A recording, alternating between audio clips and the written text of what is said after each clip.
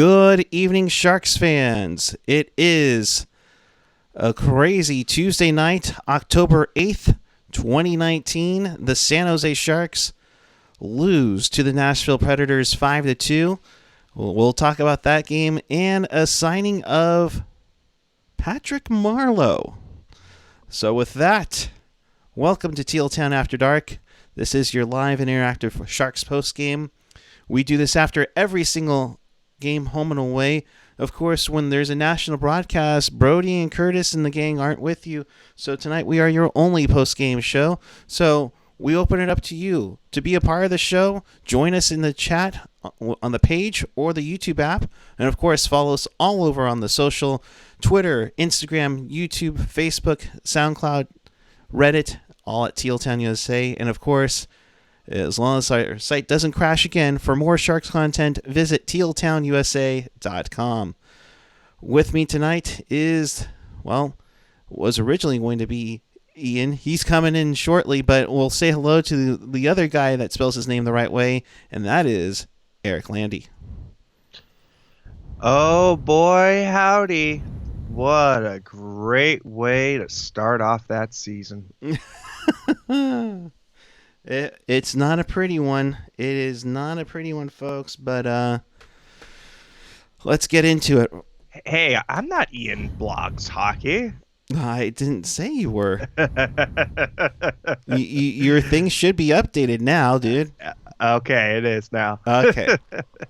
See, you came in at the last minute, but, okay, never mind. Graphics fixed. Let's roll. The Sharks on the middle game of their 3-game road trip gets to Nashville, where the Predators were even. Sharks looking for their first win and looking for some offense and looking for a power play goal of any kind there. First off, didn't start too great, but hey, good news. Good news, Landi. We didn't allow a goal in the first 5 minutes. No, we didn't allow a goal in the first 5 minutes, but we allowed a goal in, what is that? 6 minutes and 16 seconds. 16 seconds. Yeah, so, it's getting better. So, at the end of the season, we'll be giving up a goal only around the 10-minute mark? Right. That first period looked reminiscent of the game that I was at on Saturday evening. It looked reminiscent against the Vegas Golden Knights. The Sharks' passing is just not up to snuff right now. And zone exits are not good at the moment. Passes are in people's feet. The pucks are not getting on net. Making horrible, decisions at the blue line. The forecheck is still non-existent. There's a lot of things going on with this team, and this doesn't look like a team that seems too desperate at the moment. On the ice, yeah, they aren't showing as much desperation. This signing, though, and we'll get into it in a little bit, definitely maybe feels a little bit of desperation in that part, but we'll stay with the game at the moment. 6:16 in. Roman Josi gets his first of the season from Sissons and Ellis to make it 1-0 Predators on a wrist shot. Landi, to me, it looked like it was a defensive breakdown where we didn't see, as many many defensive coverages there. I thought Timo could have picked it up. I thought LeBanc could have been, in a different spot or could have helped out. Yeah, I'm just reviewing the goal right this second, and you know what? LeBanc gets blown right past. He needs to make a stronger play along the boards. This is the second time that he's been victimized on a goal where it just looks like the controller was unplugged. Not as egregious as the Knights, the game against the Knights, but still, what are you doing there, Kevin LeBanc? You at least get your stick in the lane. Yeah. And at least to get some form of support in some form of that matter. Later in the period, 14 minutes in. Also, I'm also looking on Jones on this one as well. You know, it's a side to side play, a bang bang kind of play. I still don't like Jones's positioning there. He looks to me like he's backed in a little bit, and of course he's got to play because it's a 3-on-2 basically once LeBanc is blown out of the picture, so he's got to play it like a 3-on-2. However, his positioning to me is just not that great on that particular goal. Of course, it is a defensive breakdown. I think that there's a multitude of breakdowns that are leading to these goals, Erik, and there's not just one specific issue. But yeah, on that particular play, LeBanc and Martin Jones's positioning to me are, center suspects. I also see Brent Burns, who is, making a best attempt to look at it like a defenseman, but, still not getting in the lane as good as I would like to see on that kind of a play. Yeah, it's one of those tough forms where they're not in the position, they're not right where they should be. I think this should have been taken care of in the preseason, but they are testing out the kids to see who will gel, who can get in there.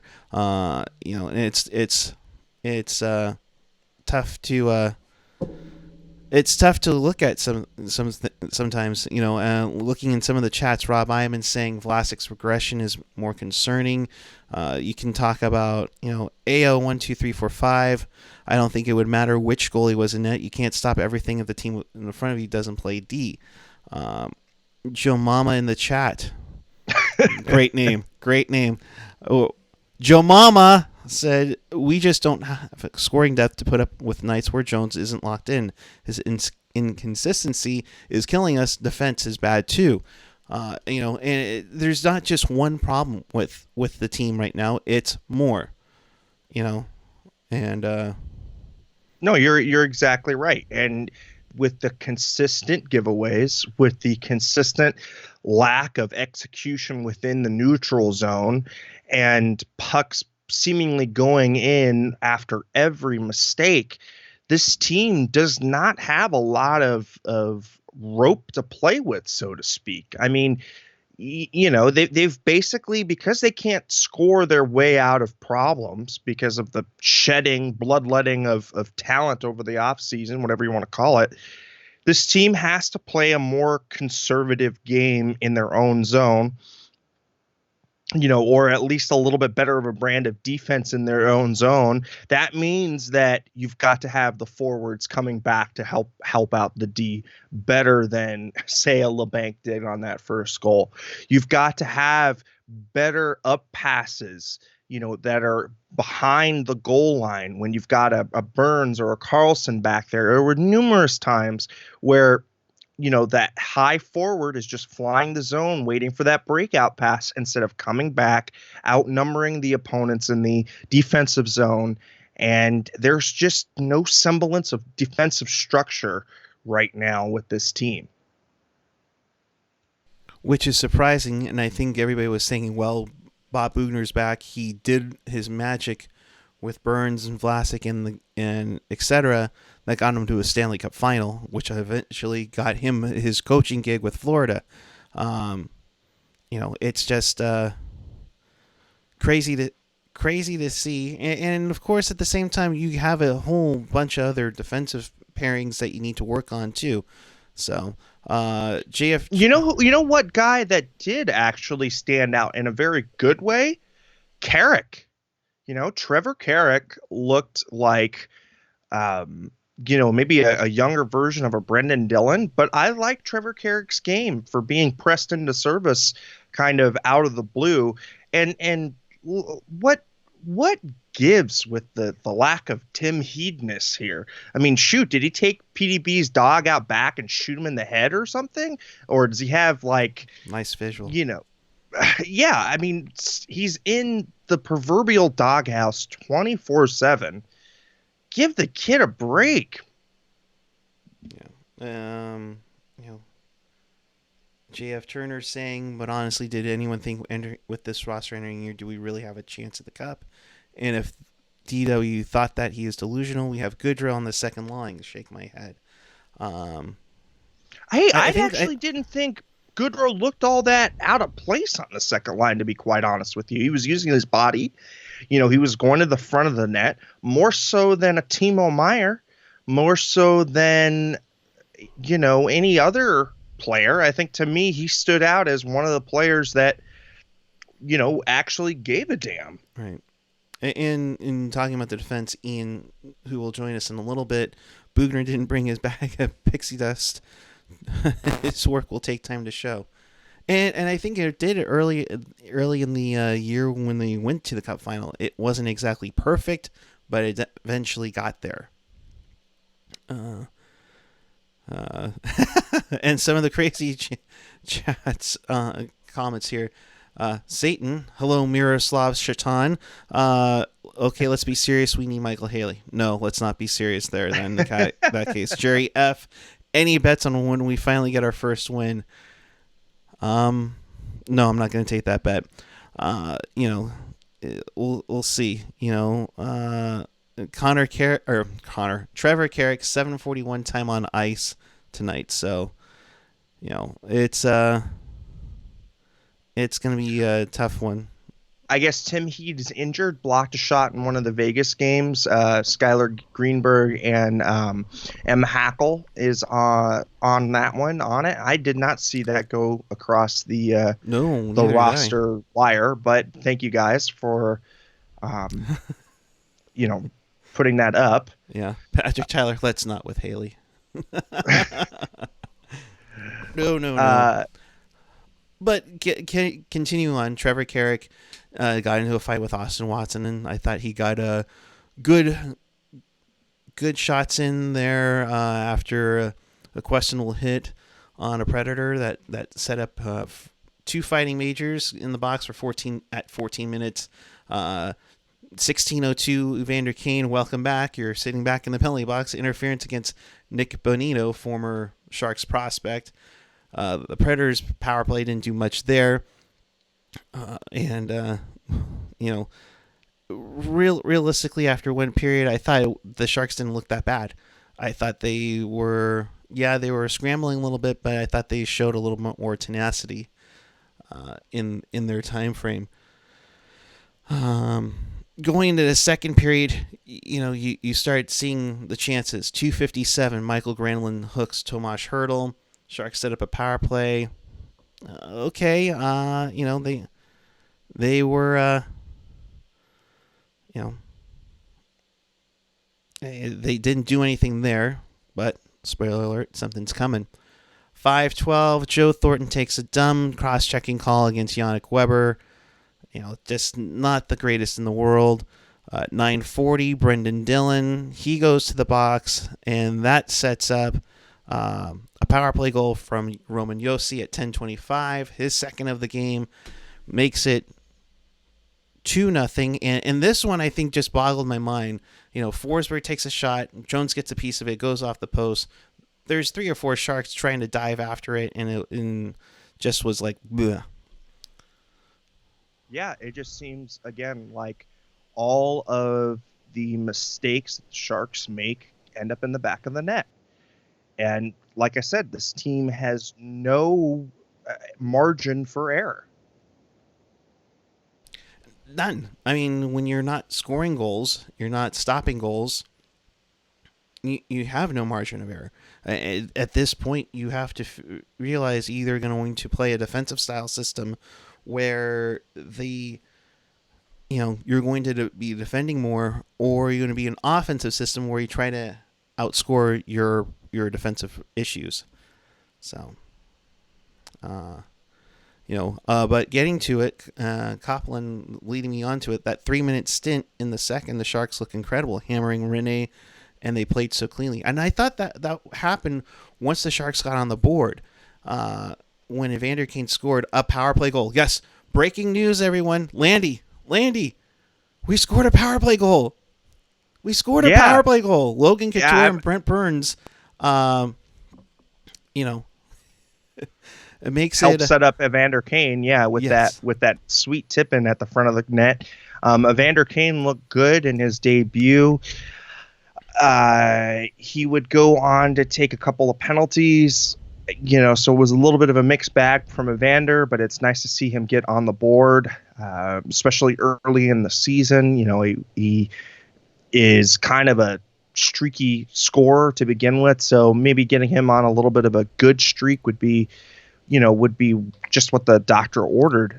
Something also interesting that I came across Twitter today was that they are not going to be continuing to use Burnsy in the OV position. I guess Burns has said that he doesn't really like playing on the half wall, at the face-off dot on the left-hand side.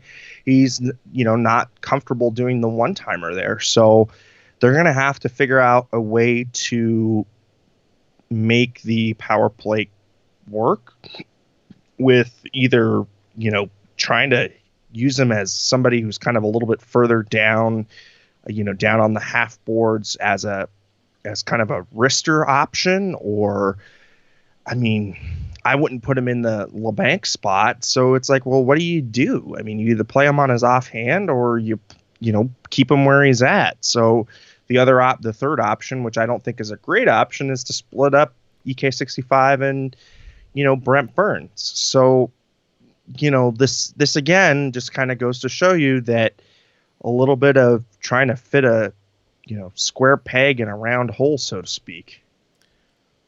Yep, and you can use a lot of butter, and sometimes it might work, like last year. I don't know. At this point, it's like trying to figure out what on earth can you do, and I can almost sense that PDB is trying anything and everything right now just to get something going here at this point of the game. Jared Bayer saying in the chat, system is the problem. The kids don't know the system well enough. Obviously, we just don't have enough weapons in the forward position. I would say that. I would say also in the defensive position for that. That's a problem all around. But hey, one thing that you could take a positive out of that second period though was, again, Mario Ferraro looking like he belongs up here in the NHL, and that's he's been the lone bright spot in these four really kind of crappy showings from the Sharks. He continues to show that he belongs up here. He's making really good reads on the puck. And dare I say it, he's probably the best defenseman that the Sharks have going right now. Just making the right pinches, making the right decisions. And I like his willingness to just shoot the puck from the blue line, not taking the time to dust it off, and not being very, not hesitant, and also not being something that the other teams can key off of, because it is unpredictable. So he to me is a bright spot right now. Ferraro, yeah, and he has the speed to try to defend some mistakes too, which is obviously helpful here. Want to get to a couple of things in the chat as well. Skylar Greenberg, we scored 2 goals. We had some solid forechecks. Jones has played well in parts of games. Mario Ferraro, as you said, looks prime for a breakout year, even if he is a rookie. We played our best game of the season. That being said, did they play their best game of the season? Even though, I would say that they played their 4. I would say they played their best period of the season, right? That second period, I think, was the best period that the Sharks have played all season, even though they did give up a power play goal. But the shots on goal and the forecheck that was, so very powerful for them last season finally showed up for a period. However, when you're already down, basically 2-0, and then you start to decide to put on the gas pedal. You get that goal back with Evander Kane, so now you make it 2-1. You're still spotted Nashville the 2 goals. And most nights when you give Pekka Rinne 2 goals, he is going to stonewall you. And not only that, but he's also a stone cold shark killer, as we've always said. Yep. And he's always had that, except for like the 2016 playoffs for some strange reason. AJ commenting with this, Kane on defensive woes. It's the goals against that are killing us. We go 3-4 shifts in their end, got all the momentum. We're dominating the game and we want to get cute, giving up 2-on-1s. Now, here's the other thing, speaking of getting cute. The Sharks had a 3-on-1. Oh my God. The Sharks had a 3-on-1, and what do? They pass it to the guy who never shoots the puck, Joe Thornton. Love Jumbo. He's done a ton for this, but my God, why? It's just, let's not get passy. Let's get shooty. I mean, come on. No, it's a 3-on-1, and there wasn't even a shot on goal. That's just unexcusable, Erik. I mean, right. I mean, really, you've got basically Pecorine dead to rights because he's basically got a play off of 3 options. Yeah. In that particular sequence, they had so much runway of ice. You know, if they go 2 passes and then a shot, that's fine. But there shouldn't be more than 2 passes within that sequence, and a shot needs to go on net. And, you know, it needs to be kind of a cross-eyed feed, especially when you've got, again, a 3-on-1. It's ridiculous. And this goes to accentuate the issues that the Sharks are having, where they're not, you know, relying upon each other and relying upon the system and the foundation. Instead, they're playing very hesitant, and there's not a lot of confidence within each other. This looks like a bunch of guys that have been thrown together at the last second and never played a game together. And mind you, that 3-on-1 were of 3 veteran Sharks who have played together. It's a complete mental breakdown with this team right now, and it starts with getting their own act together in their own end. And that's the problem, is they can't get their act in their own end. They can't get their act in their opponent's end. I mean, it keeps going on and on and on, and it's getting to the point where it's getting annoying for everybody. It's getting to the point where the chat is talking about the food options at the Shark Tank, such as love smoking pig and the homie fries at Conjo. You know, I mean, come on. It's a struggle, and the struggle is real right now. You know, it's just frustrating indeed. Ted N, can we talk about how good Ferraro looks despite everything else that sucks? We just did. I mean, Landi was just talking about how, I mean, right now, he's probably our best defenseman as we speak, you know? Yeah, mind you, not even defensive defenseman. I think just all-around defenseman. To me, he's making the right plays at the right time. You know, he's going to have a few brain farts here and there. He's a rookie. It's to be expected. But the kid has a little motor that just keeps going. You know, he goes through body checks. He makes the right play along the boards, keeps the puck in on the offensive zone. His keep-ins, Erik, I mean, he's just got a knack for keeping that puck in and knowing when to make the right read and knowing when to, you know, apply pressure and when to back off. I mean, I saw him bail out Vlasic, you know, because Vlasic, you know, pinched too hard. And Ferraro was that relief valve that came back and broke up the play. So keep doing what you're doing, kid. Yeah, and Ferraro, just keep at it, please. I mean, you're the shining light right now that the Sharks need at the moment. Hockey Mom checking in. Does this person look familiar to you, Erik? Once it comes on, I think we're seeing the psychological side of Sharks hockey, and they're just trying to find their new identity and heart. I mean, you know, it's not a wrong take. Nope. I mean, honestly, you do have to wonder about the psychological state of the team right now. It seems like this is a team kind of in transition. You know, it doesn't really know, how exactly to work with each other, how exactly to move the puck up the ice effectively. Mind you, this, we're not a Pavelski and Nyquist slash Jonas Donskoy away from competing. This right now starts from the back end out, right? I mean, you build the team from the back end out. You start a play and you start a rush from the back end out, meaning you either have your goalie hand it off to your defenseman who then make the up pass to your forwards. And right now, Brent Burns can't make a pass out of the zone to save his life. EK65 has been having major league brain farts on the ice, where he's basically eating the puck and allowing the Nashville forecheckers to come in and steal the puck. I mean, again, it's just a lack of cohesiveness, a lack of execution in their own end, and they're getting burned for it. Yeah, I mean, but the thing is that the lines aren't gelled yet. It'll take some time, maybe longer than we expected. But I mean, it's getting that because what's the old line? I think Randy said, "Well, it's early, but you better get going because it's getting late."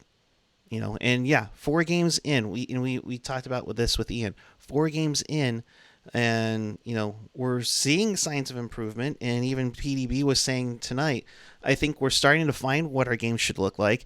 I thought tonight was the first night I really saw it for longer stretches than I had so far, but we got to be smarter too.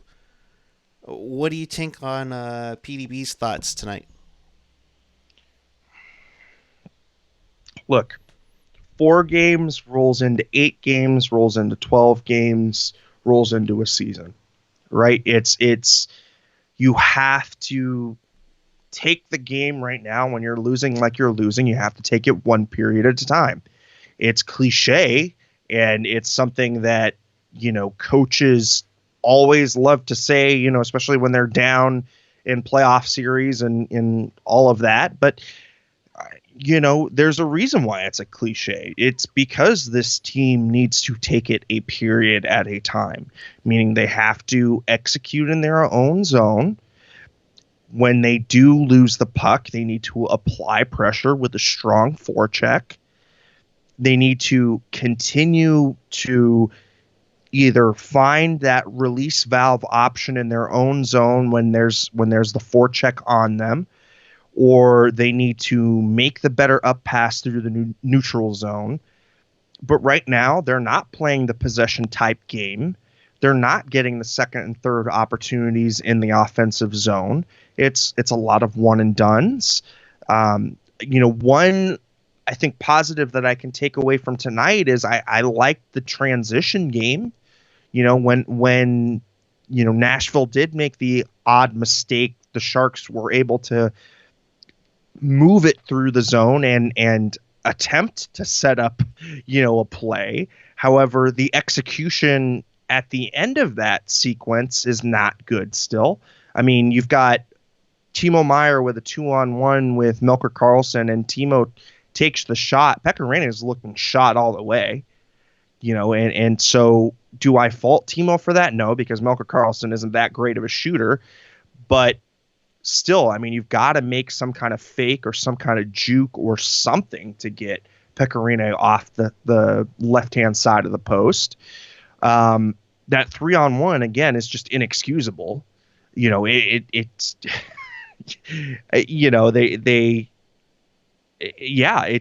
it starts with the foundation work in their own zone, and you move on from there. Martin Jones needs to be put on notice. I mean, I know that we keep saying, we can't fault him for this goal, we can't fault him for that goal. Yet the Sharks lose 5-2, and the Predators have 25 shots on goal. I mean, he lets in 5 goals on 25 shots. Again, I mean, yes, you can chalk it up to scoring chances, but still, man, when your team is floundering like it is, you need your goalie to step up and make a save. When is it? When will we get the Martin Jones back who will take the team on his back and get them a win, will them a win. We haven't seen it, and I don't know if we will, quite frankly. He hasn't looked the same since he signed his contract. All right, and that was an Erik Landi rant brought to you by the Sharks going 0-4. Let's finish up the summary here. Kyle Turris, 251. Yes, inside 5 minutes, folks. Scores to make it 3-1 on a wrist shot. If I'm not mistaken, and AJ, I know you're in the chat, correct me if I'm wrong, that means 6 periods of 12 that an opponent scored a goal within the first 5 minutes of a period. So that's crazy to see. 7:24 was when they really put it away. Philip Forsberg with the wrist shot makes it 4-1. Brent Burns. That goal I did not like. No, that wasn't. I did not like the Philip Forsberg goal, and again, I mean, he lets in those bad goals. It's pretty, it's pretty consistent that he lets in 1 to 2 stinkers a game. The Sharks do get one back. They end their streak of only scoring 1 goal a game. Brent Burns buries one, his first of the season. Leon Bergman gets his first point in the NHL.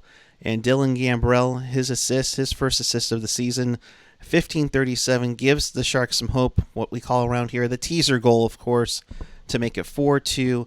PDB decides to pull the goalie with about 3 minutes to go. And then Fabro buries an empty netter after Nashville decided just to go for it anyways, no matter what, to finish off the scoring at 18-19 on a wrist shot to finish it off. And that's your game, folks. The Sharks lose 5-2 to the Nashville Predators. They start 0-4. This is the worst start since 1993-94 when the team started 0-8-1 in the it's crazy here. Sonic Tonic saying totally disagree. You cannot pin it just on Jones. Not at all fair. I don't think you can really.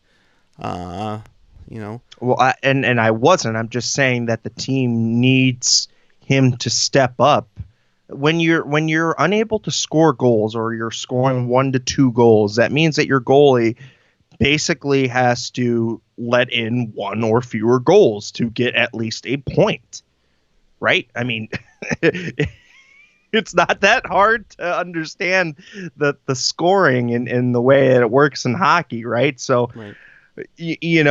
I'm not saying this is all on Jones, and quite frankly, if you listen to the rant, you could understand that it starts from the net outward. And I've gone through multiple examples of things that the Sharks can do in their own end to clean it up. Yep. But getting that one shutout game could be what this team needs, a shot of adrenaline in the arm. Right. James Abel, the Sharks outscored 17-5 so far. My God. Yes, a negative 12 goal differential. AJ confirming back. Yes, 6 of 12 periods, the Sharks have let in a goal the first 5 minutes. So half of the time they've been on the ice so far, they have let a goal in a minute in. And don't forget that one where we let it in at 5:01. So, super. Yeah, and tonight, they let one in at 6:16. So, it's not that much better. We can't play the music because we don't want to get in trouble with copyright. Skylar Greenberg, thank you for the super chat donation. In the arms of an angel, for just $5 a day, you can give a Sharks team a warm home, a nice meal, and a win. I wish it were $5 we could give them to get a win. That would be great for sure. So thank you, Skylar Greenberg. Appreciate it immensely.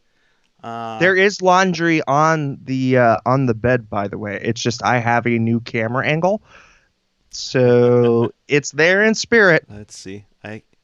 I pull back. Yeah, he doesn't have the angle for the laundry. Sorry about that, folks. We apologize for that at this point. So, just looking at Jorge Chavez. Something's got to give. Too much talent on this squad to be playing this bad offensively and defensively. Yeah, there is, and at the same time, it's really bad. So, let's see.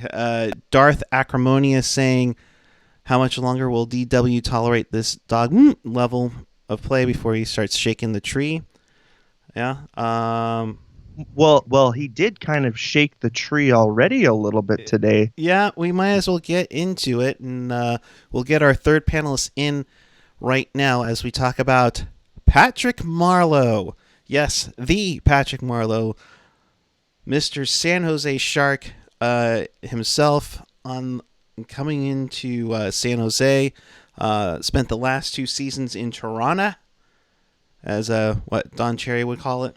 In Toronto, reportedly a 1-year deal worth $700,000. So he'll be coming in for sure. 40-year-old Patrick Marleau. Of course, he's San Jose's all-time leading scorer with 508 goals, 574 assists, 1,082 points, and well over 1,000 games for sure with that. So this should be interesting. Let's see how this works here. First time we're doing a 3-shot, folks. Let's bring in Mr. Ian Reid now. Ian, good to see you. How are you, sir? Fantastic, as you can imagine. Oh yeah, I'm sure you are just psyched up about this squad. I have to move over here. Apparently, you're good. You are right. Good. Yeah, maybe. This is when the robot comes out to feast, when the Sharks are going deep and they need to be dissected. Right? Yeah.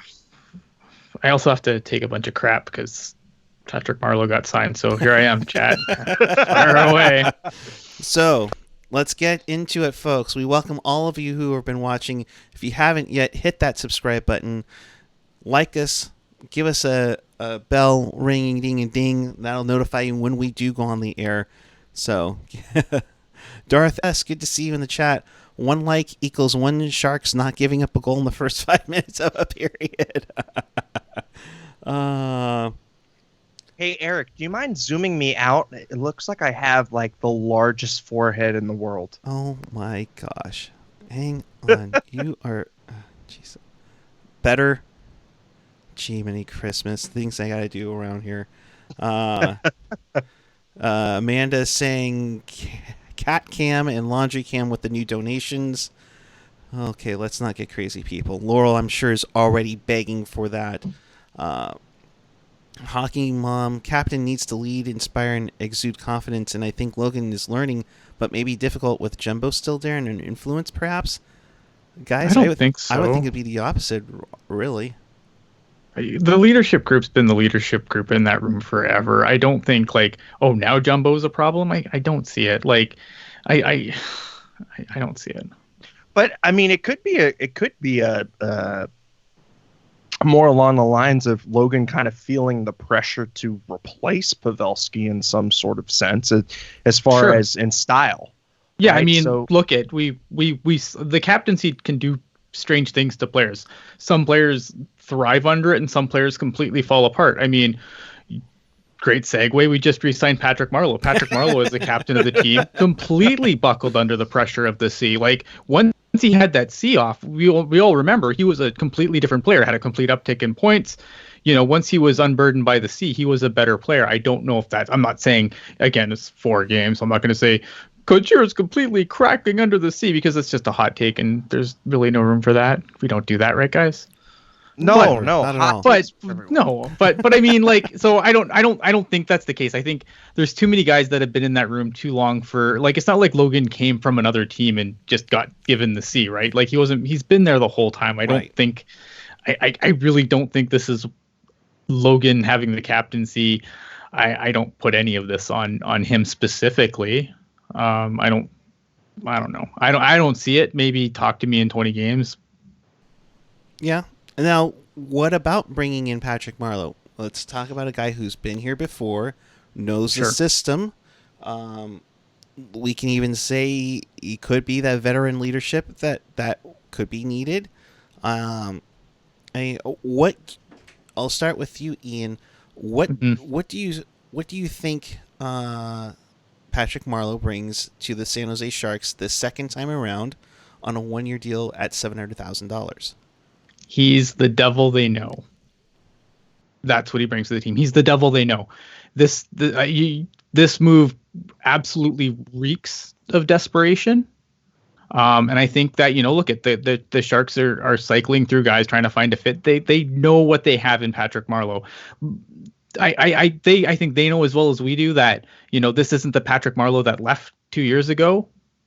There's a little more tread on the tires. But he's a known quantity for Peter DeBoer. Yeah, no, I agree, especially with the way that Peter DeBoer loves his veteran players, and he, the known quantities for him are like his warm security blanket. And yeah, this is, in one hand, I guess it's nice to see a familiar face back in the locker room, but on the other hand, that's just time taken away from Leon Bergmans of the world.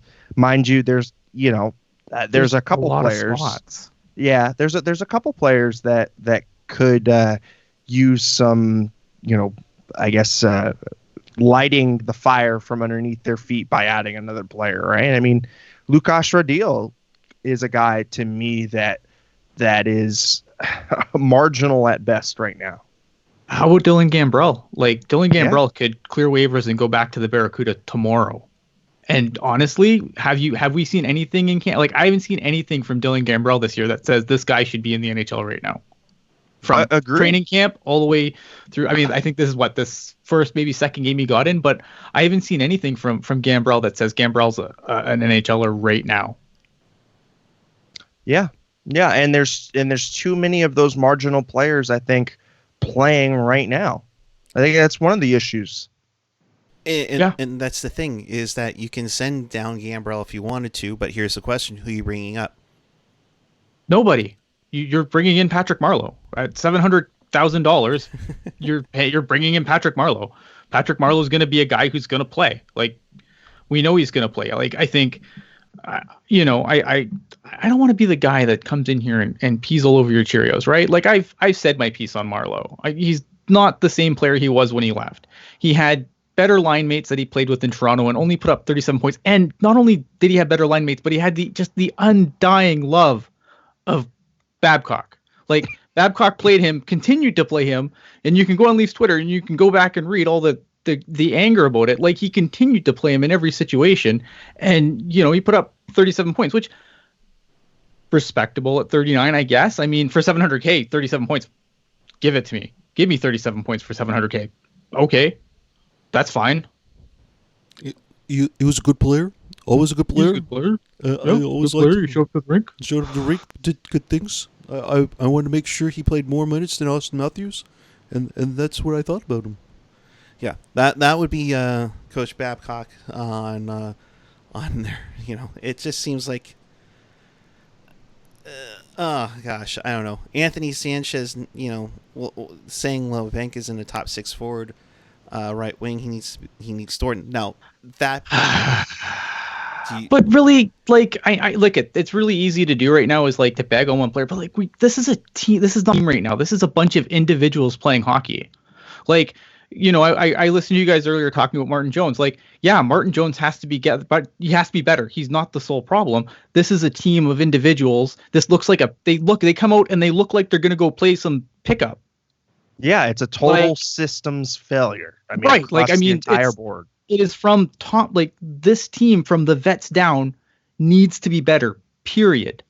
Yes, Martin Jones has to be better. Yes, the Coutures, the Hurdles, the Myers, like, to a man, this team needs all its players to be better, to a man. Like, there's really, Mario Ferraro is like the only guy that's going to escape my scoring right now because everyone else needs to be better. I don't care if you're Martin Jones. I don't care if you're Joe Thornton. I don't care if you're Logan Couture. I don't care if you're Timo Meier, who I love more than my own children sometimes. Like, he has to, like, these guys have to be better. No, and you're not wrong, because we're seeing, first off, to me, it starts with the big boys, and that's EK65 and Brent Burns. They need to be making better plays with the puck.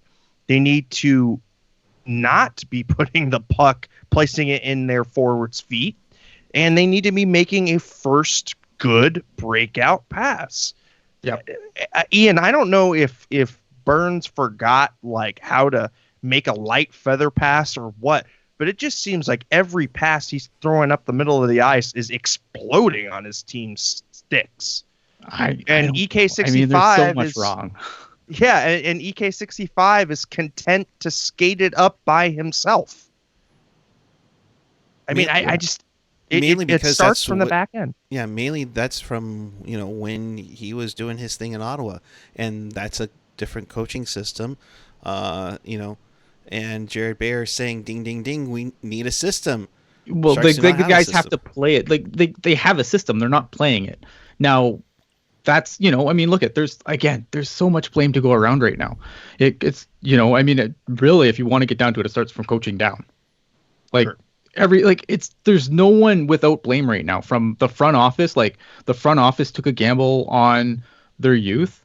The youth, like I know that I'm gonna catch some hell for this because I'm usually like the Sharks prospects booster club. Right. The youth didn't freaking show up. Like they did get opportunities. We talked at the last show about how the Sharks training camp was mostly the rookies playing in the preseason games. None of them showed up.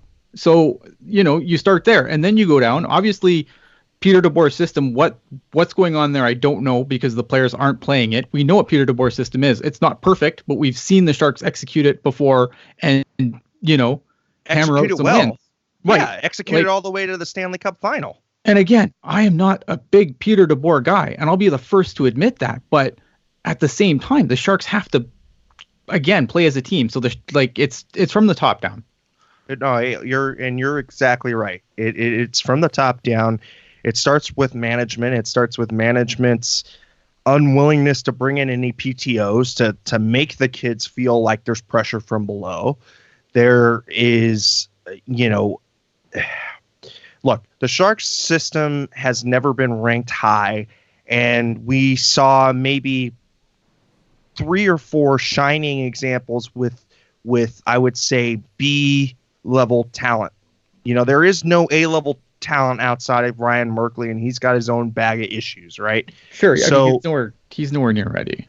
Right. So to expect a bunch of B level talent to come in and challenge and win basically 4 out of 4 spots, I think DW was smoking a little bit of something because I think again that's a lot to put on those kids. Sure. I'll be the first to look at fan bases. We love every fan base. Show me a fan base that doesn't overrate their own prospects, because I know I'm going to catch you're so high on Chekovich and you're so high on Chmelevsky, and where are these guys now? Yeah, they for one, the book isn't closed on those guys yet. So let's again reel things in a little bit there. But they didn't show what they needed to show in the camp.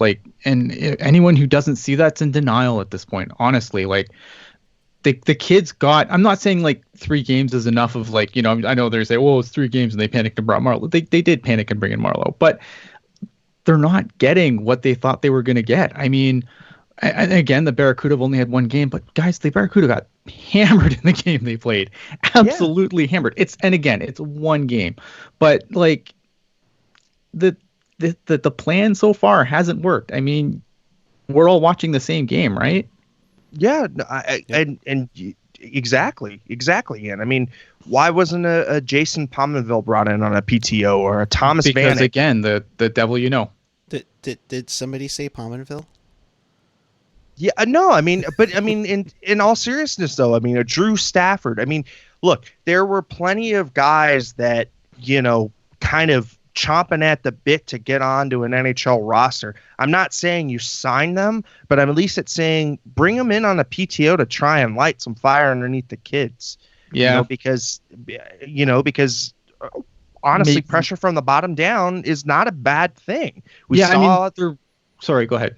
I was just saying when we saw the competition between Jones and Reimer, that did beautiful things for Jones' game. But now seeing him, basically have The flame is not even at a simmer, guys, with Dell. I mean, it's like non-existent. And So then you have others I'm just asking for Cornash, and then it's just one of Again, it's like, yeah, again, we're not ready for it. Cornash needs time. Like, look at he split time for the Barracuda last season. Like, he's guys. Okay, I'm gonna be calm. Look at Ian. 1993. Breathe. Hockey was a completely different game. So I don't care that the Sharks went 0-8-1 and then went to the playoffs and then upset Detroit. I don't care. It was 20 something years ago. Hockey is a completely different game now. The St. Louis Blues are a goddamn aberration. Like, I don't want to hear, oh yeah, we'll just call up Cornash and he'll Binnington and it'll be freaking great. No, it's not going to happen. Okay? We wish. Stop. Just stop. Come on. Like, I understand we're looking for silver linings here, but like, and I know the NHL's a copycat league, but sucking the bottom of the standings for till January isn't a recipe for success. It's a complete aberration. No. Yeah, I completely agree. Andy, man, first off, before I get to the thing, breathe, Ian. It'll be okay. I know. I get fired up. I know. And it's one of those things. Look, we're all passionate. We all want the Sharks to do something this year. We weren't expecting them to do something like this at the beginning of the year. Andy, man, commenting, I hate to speculate, but with the team not playing as a team or to the system with as many veterans as there is in the room, is this the canary in the coal mine that PDB has/is losing the room? Yeah, it's possible. I know we're gonna get this question until they win. So yeah, it's possible. I mean, look at we've seen this team play together. This team. Oh man, I hate that we're doing this. This team looks a lot like the team looked before Todd McClellan was let go. Oh, he went there. Sorry.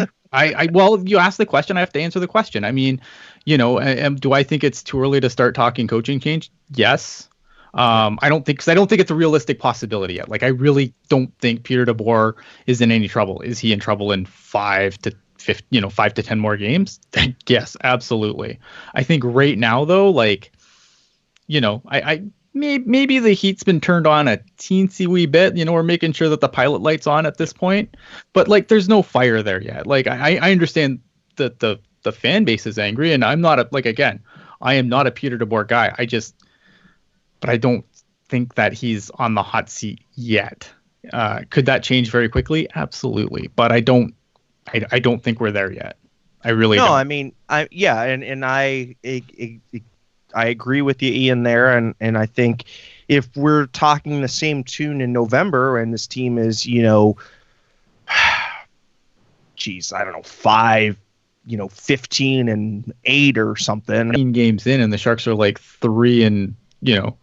3 and 12 is what you said on the podcast. 3 and 12. Like, if they're like 3 and 12, like, yeah, I think that becomes a realistic conversation, because as we know, like, again, there are aberrations, there's exception to the rules, but generally speaking, and the Pacific is kind of all upsy daisy right now, and I think it's going to stabilize too. But American Thanksgiving, you're not in, you might not be in. Like, the chances are, if you're not in on American Thanksgiving, your chances are you're not in April.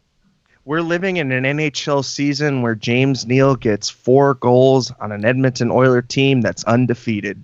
It's early, people. Right. Like, I you don't want to overreact, and that's why I don't really like I'll answer the question about Peter DeBoer, but I don't think it's realistic yet. In tonight's episode, the part of the angry HHE will be played by Ian Reid. Yes. And since you brought up James Neal, guys, is it time? Yeah, I think I need that reach around. Wait, what? Nick's saying it's 80% for the team. Curtis said to give him a reach around. Giving Thursday. Yes. Yes. Thank you, Jay. On right. All right. Let's get to the NHL wrap around, because that's what it is, a wrap around, because there's never a reach around in hockey. All right, let's or are there? Maybe they need that right now. Yeah, right? Wow. They need something. We went there, huh? Oh boy. All right.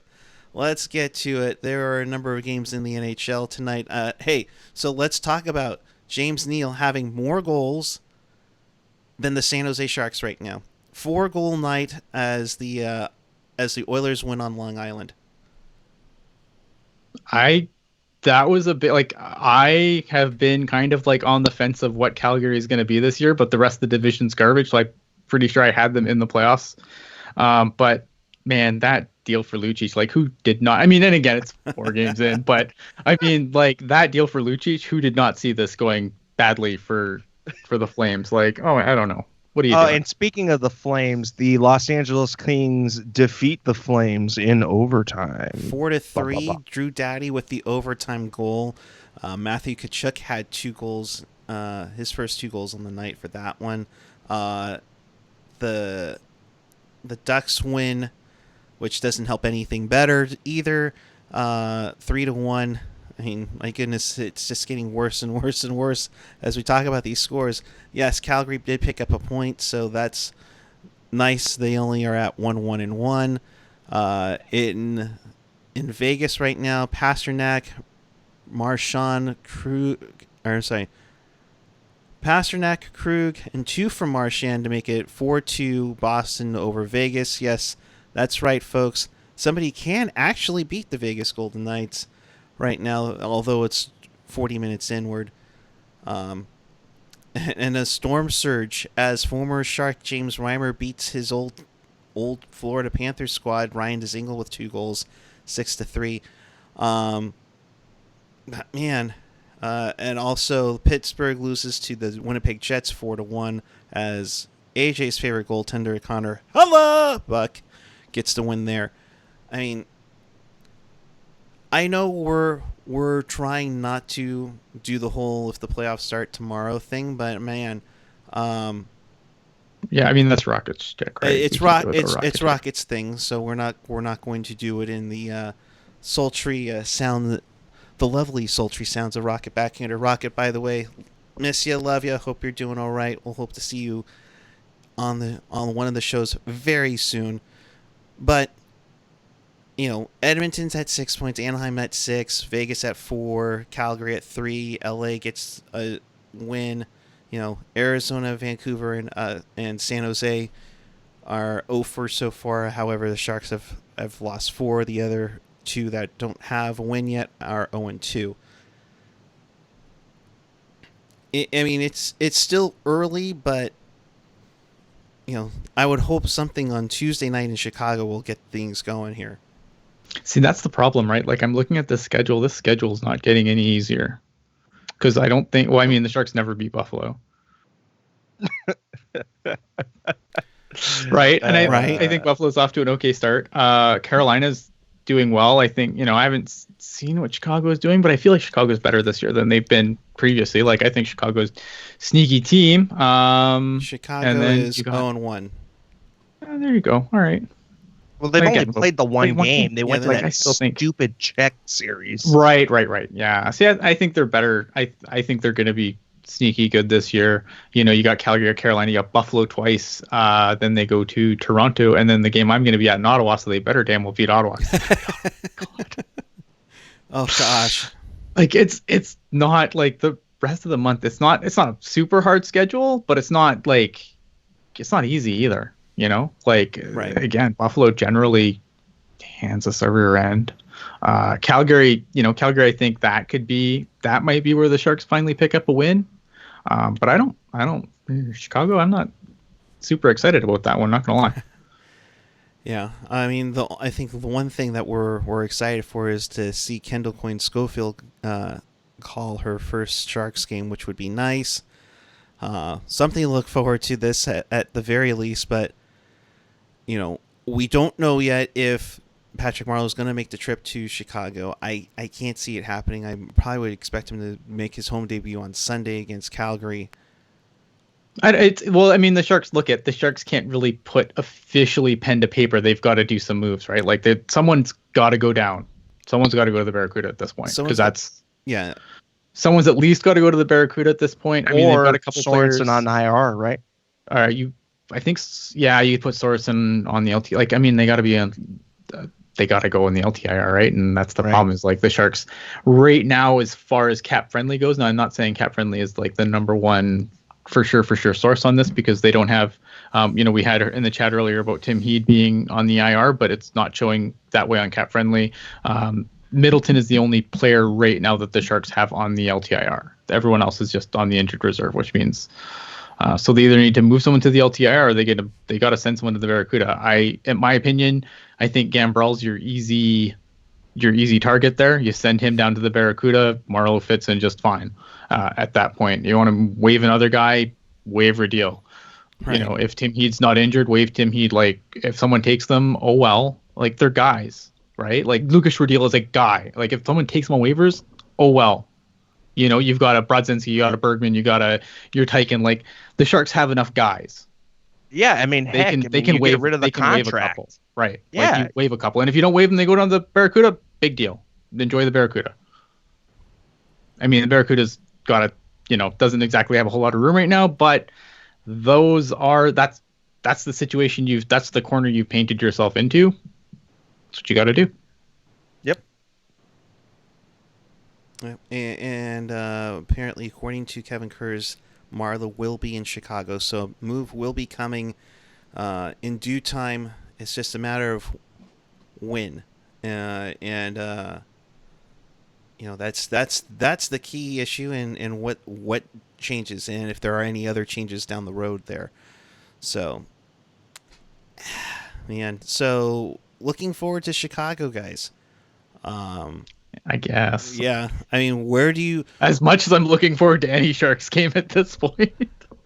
Except for the one that you're going to in Ottawa. The one I'm going to... that one I'm jacked for. There's nothing... They can be on a million-game losing streak by then, and that nothing will take the high off of that. And actually, that's the one silver lining to this whole thing, because I know I was very, anti-Marleau signing, but now he's here, and it's like, you have to deal... No, you have to deal with the what is. And I think that,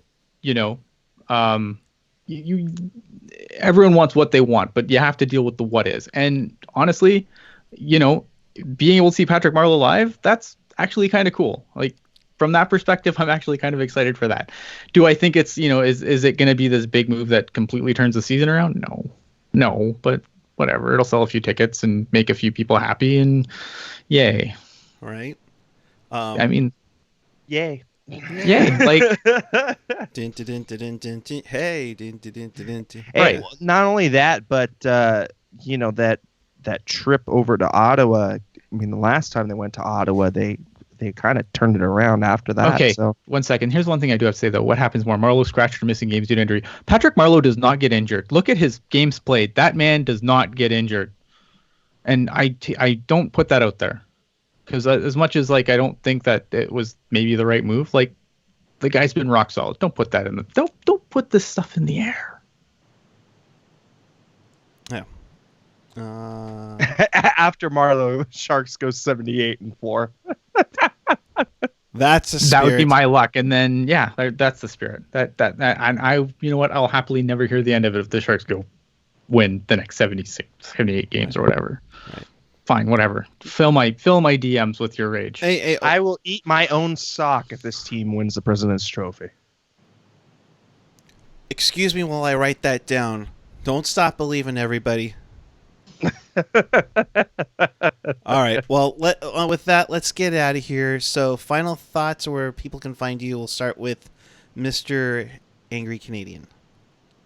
You can find me at Ian Blogs Hockey on the almighty Twitter machine. New TTG coming soon. I don't know. All righty. Mr. Landi?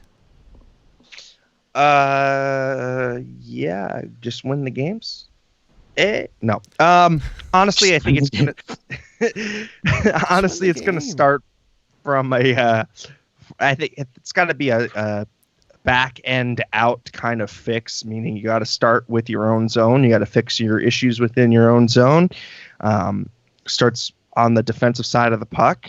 Then you kind of tackle the neutral zone issues, and then you go forward and, tackle your issues in the offensive zone. But you got to take care of your own house first. And, I'd love to see an opponent held to under 2 goals, 2 or fewer, people. Let's get it back. And as far as where you can find me, you can use my first name. That would be Erik, and my last name, that's Landi. That's somewhere down there on all the social media garbage. If the Sharks win the President's Trophy, AJ said he'll get a man bun. Come on, Sharks, let's make this happen. Oh, come on. Make this happen. All right, I'm PuckGuy14 on the Twitter and the Instagram. Of course, we will be back with you following Sharks and Blackhawks. Will it be Patrick Marleau's debut? Yes, he'll be in Chicago, but will he be playing? That's another thing to be seen. Oh, you know. Oh, you know he will. Dun. I mean, if there's an aging veteran that's just waiting to come in, Peter DeBoer will find a way to play him. That's right. Patrick Marleau is our Danius Subers of 2019. In case you missed anything or you want to watch this again, check us out on tealtownusa.com or your favorite podcatcher, whether it's Apple Podcasts, Google Podcasts, TuneIn, Stitcher, iHeartRadio, and Spotify, among others. Of course, we'll be back with you Thursday night. Well, I may not, because there's going to be massive blackouts in the Bay Area. So AJ's, I'm hoping to knock on the door and do the show from here. We'll see. Apparently, it might be Landi might be driving the bus. Puck Mom actually went to Costco about an hour and a half ago. There's no water or batteries at Costco right now. I'm afraid to see what my produce department looks like tonight. So with that, we'll wrap things up. We want to thank you for watching. As always, hit that subscribe button. Tell all your friends. Follow us on the social media. And until then, keep it real, keep it teal, keep it real teal. Have a great night, everyone.